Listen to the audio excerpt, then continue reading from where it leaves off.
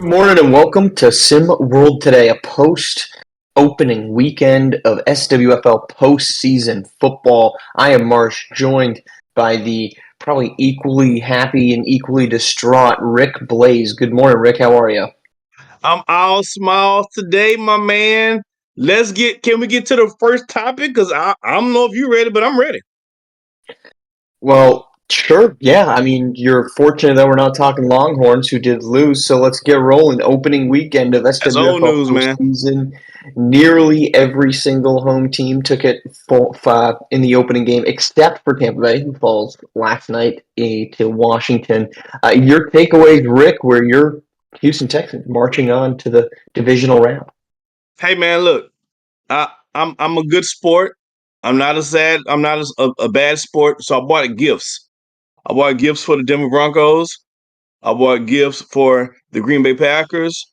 I especially bought gifts for the San Diego Chargers.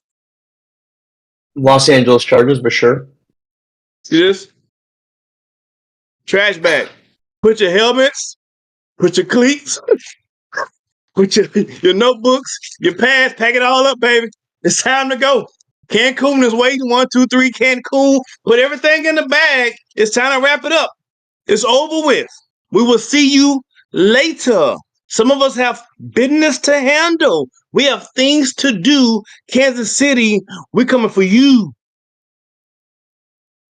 This is big talk from a team that's now 7.5 point underdogs going down the road to the number one team in the SWFL. Who's underdogs last game? Don't mean nothing to us. Big talk from a team. Look, won't want to spoil too much of the 4 o'clock show, but the Texans had complete domination of that game. They did not look like there was much pushback from the Chargers. This is kind of the Chargers that we've been grown and accustomed to getting, is that they play well during the regular season and then flop once it gets to the postseason. But the offense for Houston looked good. Truthfully, to me, there wasn't any shockers. I think of all the teams that were supposed to win, they won. And, you can cap it off with the Commanders Bucks last night. And even that game, I thought, was kind of expected to go the way it did. I thought that Houston did a good job early on of weathering the Chargers storm. I think there's going to be some serious question marks next season about the Chargers, because I just don't think that you can make a decision just yet on Justin Herbert after 1 year with Coach Harbaugh. But I thought this weekend kind of went the way it was supposed to, and I was quite disappointed, but not surprised that we didn't really get much drama. All those games pretty much went the way they were, without anybody except for the last game coming down to the last drive or final minutes of the football game. But that's what you typically get in the opening round of the postseason. Yeah, I agree with you to a point that we expect the Ravens to win, right? We expect the Buffalo to win. I think going into the game with the Eagles and Green Bay, I believe it was a toss up. The Eagles were, I think Green Bay had a legit shot to win it. And it was close for a moment. The defense held them in for as long as they can, but then all of a sudden, Green Bay's players started dropping like flies in the middle of the game, like just injury after injury. They lost 6 starters in one single game. That's kind of unheard of, especially in the playoffs. So overall, I believe a lot of the wins and losses were kind of the way that maybe those would have conjured them up. But again, the Texans came in as the underdogs at home, by the way. And we took it. It wasn't pretty early. We weathered the storm. Our defense is a Super Bowl defense. If CJ Stroud can play consistently like he did in the second half, I like our chances. I know we're going against the Super Bowl champs. I understand that, but I like our chances, baby. Rex Ryan, ain't no bye weeks when we need to come to town, baby. Forget about it. Rex Ryan. Why are we talking about Rex Ryan? So, for those who didn't know, Rex Ryan on another show stated that the San Diego Chargers had a bye week playing the against Los us. Angeles Chargers again. Let's make sure we're I'm sorry, the geographically accurate. The Los Angeles Chargers. Gotcha. Had a bye week playing against us that week, and so we made them eat those words. So Rex, say what you want to say about us in Kansas City. We appreciate it. We need the motivation. Thank you. Well, best of luck as you head to take on a one-loss Tech Chiefs team that has not necessarily looked like a dominant one. All right, let's head to swim. Jeez, we got a mouthful. SimWorld U today, where the first mock draft of the season dropped by ESPN. Has Lamarian Sherwood going number 1 overall, Jamison Johnson 2, Cooper Kingy Cross going 3. Rick, any takeaways, any surprises from the first mock draft by ESPN? Absolutely. Apparently, it's the gift that keeps on giving because this is trash too. Well, let me get that. Let me get that back. Trash mock draft. I got the trash bag. Is in effect for the entire day. Apparently. First of all, no. There's no world that. There's no multiverse. There's no universe that's taking Sherwood over Jamison Johnson in any draft and any picks. I don't care if Iowa was picking again. Iowa wouldn't take Sherwood over Jamison Johnson have they had those two options to choose from. It just is what it is. And secondly, besides that silliness, um, there's a guy by the name of LeBron James who did great things when he was drafted to his hometown of Ohio. Derrick Rose did great things when he was drafted to his hometown of Chicago Bulls. The same similar thing. I'm not saying CKC is any of those guys because he has to go back into the league first, right? But he has elite talent and he's been showing it at the college level. The same thing will happen when you get CKC drafted to his from in DC. That's what's gonna put butts in the seats. That's what's gonna sustain your team and sell out games when your team is not that good starting off. You if the Washington Wizards are going to draft CKC if they remain in the first pick in the draft, I don't see them going any other direction. I don't understand why they would go any direction. So for that alone, I gotta just go ahead and go back to this draft, this mock draft 1.0. I'm ready for 2.0 because 1.0 is not it. I've said it before. I think that CKC, if I'm taking number 1, regardless of the team that I am, I want Cooper King Cross. I don't. I think your marketing mind is not wrong to say, look, if you're Washington, why are we going? Why are we not going with the local product who's been extremely captivating as an offensive weapon? I think there's 2 other layers to that, though. Lamarian Sherwood's 22 years old. I think there should be some serious conversation. We haven't quite had it yet, which I'm a little surprised. There's got to be some question marks about his upside. You don't see a lot of guys. Now, look, his floor is pretty damn high. Let's start with that. I think he walks into the league and he is a starting caliber center, and he's a guy that can be an all-star within 2 to 3 years. It's very Tim Duncan-esque. I'm not comparing him to Tim Duncan. I'm saying that when Tim Duncan came into the league, it was at a time when you had to play in college basketball for longer. He did, and he stepped in, and within 2 years, he's an MVP candidate. I think Lamarian Sherwood is that type of guy in terms of give him 2 years and he's immediately making very high level impacts. That being said, I still like the ceiling of Cooper King Cross, and I also just don't love building around a center. I just don't love doing that in today's game. You see the one center, I really guess you call it 2. There's 2 centers in the league right now that are influential as wing and perimeter players.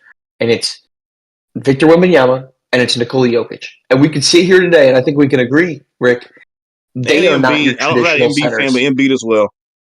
Sure, but I don't think I can win a championship, but you're right, Embiid. But those first 2 guys are not traditional centers. Victor Wembanyama is exceptionally athletic. He's obviously 7'4", 7'5", whatever number you choose to believe.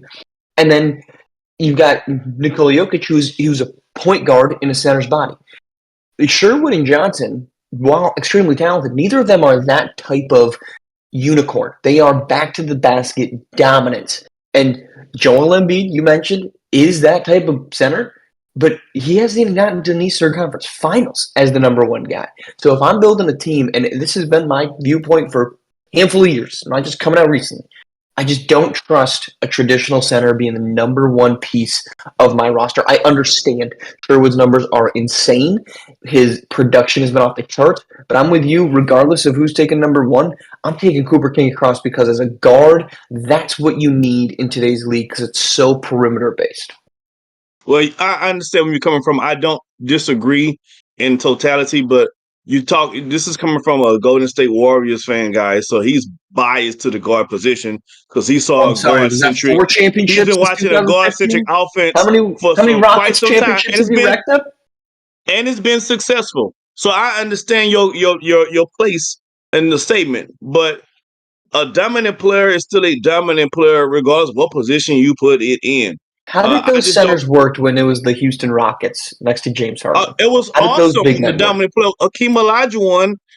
Akeem In the Olajuwon, the okay, Moses so you're Malone going era is back to going the to go like for 90s. the net, huh? That's not modern day. That's not the modern day, though. We're not picking in 1996, 1992. We're picking in Everything 2025. that is new becomes old and it circles back again, bro. There's We nothing have new the under the league has sun. never taken more 3-point shots today than at any point in its league history. The game is completely perimeter centric, and unless you are an athletic freak, Giannis Antetokounmpo, I didn't mention him. I guess you could consider him a center, but he's technically a forward.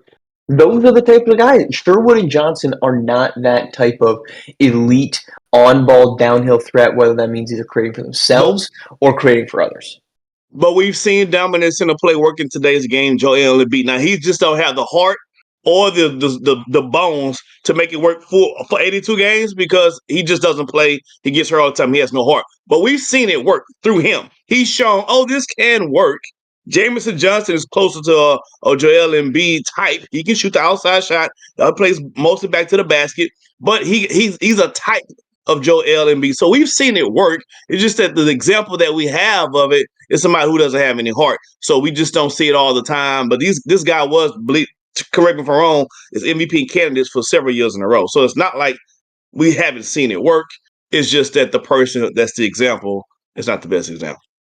And he got the one pity MVP when it should have been Jokic's. Anyway, let's move on to rivalry. Speaking of a little center rivalry, let's go to college basketball. State of the rivalries in college hoops does not seem to be all that strong. Sure, you got your traditional Duke UNCs of the world, but other than that, it feels as if the rivalry game in college basketball has kind of fallen apart. Rick, your opinion on that? Is that true? Is that false? Is there something else we should be paying attention to? I mean, it's kind of true. I'm not gonna hold you. And the reason why is because these players play against each other so many times before they even play college basketball. They're really, really friends. Like they play AAU ball since middle school, and they travel together. And so when everybody's like your friend that you play the ball with, it's kind of hard to have that edge, right? Some teams is going to naturally just not like each other because of just the history of the rivalry. So I think the history rivalries are still intact. I think the non-traditional rivalries are kind of manufactured, so to speak, and I don't think it hits the same all the time because the players, again, they really already play with each other so many times before they get to the Well, college level that if I'm playing against my friend from high school or a guy I've been playing against or playing with for the last 5, 6 AAU seasons, when I see him in college, it's all hugs and it's all love, brother. Right? Some kids have that dog mentality, but that's not really speak. You talking about differences in the game from past to now? That's the biggest difference in the game. Everybody is singing kumbaya songs with each other on the court as opposed to going after each other with a killer instinct. yeah, I think basketball in general, there's a lot of familiarity, and I think that's a challenge. I also think that um, uh, proximity breeds animosity, right? And if you look at football, let's just use that as a great example, both college and professional. You've got every single season the Bills and the Chiefs are playing each other in the regular season because they each are going to win their division, and they're lining up in the postseason brackets as well, right? You're looking at the Ravens and the Bills, who we're going to get. That's matchups that we see consistently. If you go to college football, Texas and Georgia, not traditionally a rivalry, but we're going to start seeing that matchup time and time again because the postseason is very consistently dominated by the same teams, right? Because it's a smaller sample size. These college teams are consistently good during the regular season. They get in, and so you start to see rematches a lot more. College basketball doesn't breed itself in that way, and I think, yes, to your point, they're already starting at this like cordial level that you just don't get in football because you're not playing as many games. There's not as many AAU circuits for football, partially because of the localized talent that you have in areas like California and the Southeast, but also because no one's traveling to play 4 football games in a weekend like you do in AAU.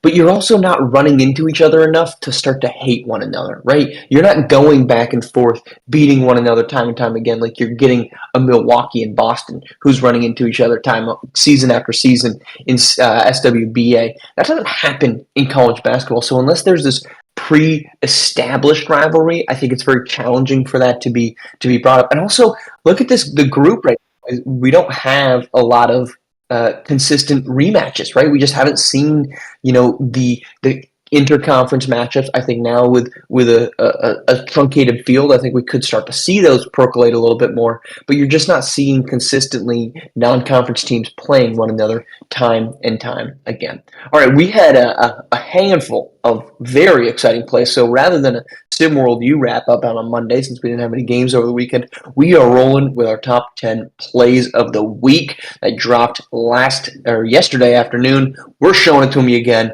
and we're highlighting all of them. Let's roll that tape right now for our SimWorld top 10 plays of the week. It gets rolling with a little Taz Cooper in New Mexico. Going from the outside, trying to get to the inside. A little transitionary basketball on the road. Taz Cooper rising up for the one-handed slam. And at number 9, we have Travion with the reverse. No Vic. He knows Vic with the spin. Number 8, Roy Mason going into his Michael Jordan bag with this layup. A little crossover up top, a little pick and roll action. Up, a little cock back up and in for 2 points for Jackson State. That was nice, but at number 7, check my man out right here. We're going with Davion up top. Oh, look at the slow-mo cockback jam. Baby, that's nice. Teamwork makes the dream work out in Ohio State. Bo Pagnotti, Cody Johnson combining for a little alley-oop against Mississippi State on the road at number 6. At number 5, boys and girls, we have Mississippi State, Darwin Hohan from Miami with my man touched first. He's spinning room. That was nice. Cooper King Cross trying to be a number 1 pick, also trying to be a number 1 top play. Get rolling here, a little Revis alley-oop at number 4 against Villanova. Coming in at number 3, Jaziel Wright, the step back jumper. Oh, that's so sweet in his eyeball. How about number 2? Let's get to a little SimWorld prep action where Reynaldo Shakeback doing a little back action posterized at the prep level. And number 1 in the hood G. For everybody to see, you know what it is. We got to go. USC, Donald DIY with the reverse. Left hand, right hand switch. A 40-year-old that plays for the Lakers did that recently too as well. That's your top 10. And that's our top 10. We got 3 SimWorld U games back in action starting today, all on local broadcast. But Cooper King Cross in action against Colorado State. And coming up this week on Wednesday, we have our SimWorld U game of the week. St. John's and Iowa, Kayshawn Shipp and Lamarian Sherwood going to battle 2 potential top 10 picks, if not lottery, for Sir Kayshawn Shipp joining that list as St. John's having a heck of a turnaround season. Broadcasted games return Tuesday, January 14th, CBS with Richmond and Georgetown at 6:30 p.m. All right, we're coming back tomorrow. We got one more game of SimWorld or SWFL football, playoff football that we've got to recap tomorrow morning. That's Rams and Vikings. See if the Rams can keep their train rolling in Arizona as they've been misplaced because of the natural disaster taking place in Southern California. We'll recap that. And a slightly inactive but still active. Does Boise State keep their winning streak alive in SimWorld U? We'll find out tomorrow. Talk to you then, Rick. As always, great having you on. We will talk to you in the morning. Appreciate you all for tuning in here on SimWorld TV, the only place you can see the game, be the game. Don't forget.